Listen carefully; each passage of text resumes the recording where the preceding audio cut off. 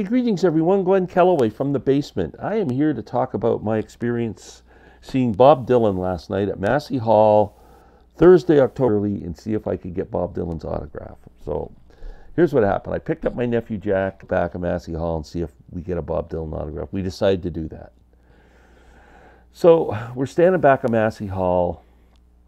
There was Jack and I, and there was a younger couple, man and wife or whatever, standing there as well.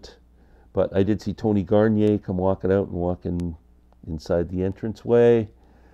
Then another tour bus comes up, and it stops there. And it was like, you're going to have to move further back and further back. They moved us back, so we were about, I'd say, 3 or 4 feet behind the back of the bus. So we were that.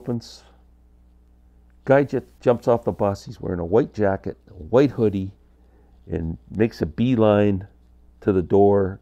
You don't even get a chance to. Bob played for 2 hours.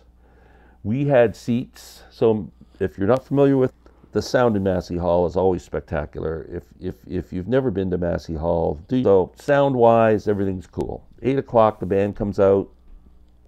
They start another great track. Then he does this. He did the whole. He plays the whole album through the night.